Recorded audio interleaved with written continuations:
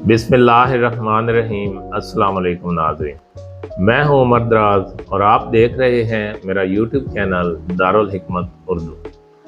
दोस्तों, आज हम जिस दवाई के बारे में बात करेंगे वो दवाई बेहद कीमती है और मर्दाना ताकत के नुस्खों में बेहद इस्तेमाल होती है। जी हाँ, हम बात कर रहे हैं सालब मिस्री की। दोस्तों, सालब मिस्री एक कीमती और नायाब जड़ी बूटी है जो ज़्यादातर मिस्र, तुर्की, ईरान और हिमालय के इलाकों में पाई जाती है।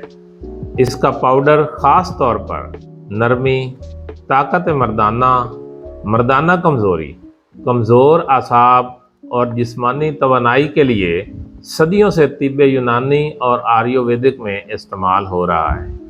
दोस्तों, सालब मिस्री के यूं तो बहुत ज़्यादा फ़ायदे हैं, लेकिन यहाँ मैं आपको चंद एक इसके फ़ायदे बताना चाहता हूँ। दोस्तों, सालब मिस्री मर्दाना ताकत का ख़जाना है।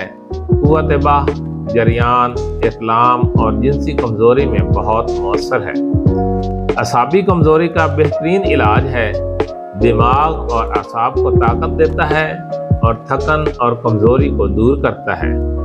दुबले पतले कमज़ोर अफराद के लिए वज़न बढ़ाने के लिए एक बेहतरीन टॉनिक है। नज़ला, खांसी और बलगम में मुफीद है। पुरानी खांसी, दमा और बलगमी मिजाज में आराम देता है। नई तवानाई बख्शता है। जिस्म को मुतहर्रिक, चाको चौबंद और क़ुव्वत मुदाफ़त को बेहतर बनाता है। दोस्तों, अब मैं चंद एक जो सालब मिस्री के साथ नुस्खा जात बनते हैं उनके बारे में आपको बताऊंगा। नुस्खा नंबर 1, सालब मिस्री का पाउडर 5 ग्राम, सफ़ेद मूसली 5 ग्राम, शहद खालिस 1 चम्मच, दूध 1 कप। तरीका इस्तेमाल: सालब मिस्री और मूसली को पीस कर शहद में मिला लें। ये मिक्सचर गर्म दूध के साथ रोज़ाना रात को सोने से पहले आधी चमची की मिकदार में इस्तेमाल करें। सिर्फ 15 दिन इस्तेमाल करें, आपको इंशाल्लाह बेहतरीन फ़र्क नज़र आएगा। नुस्खा नंबर 2, नज़ला और दमा के लिए: सालब मिस्री 1 चम्मच, शहद 1 चम्मच, दारचीनी चुटकी भर, नीम गर्म पानी आधा कप। तमाम अज्जा को मिक्स करके सुबह निहार मुँह पानी के साथ इस्तेमाल करें। बलगम, दमा और सांस के मसाइल में फ़ायदेमंद है।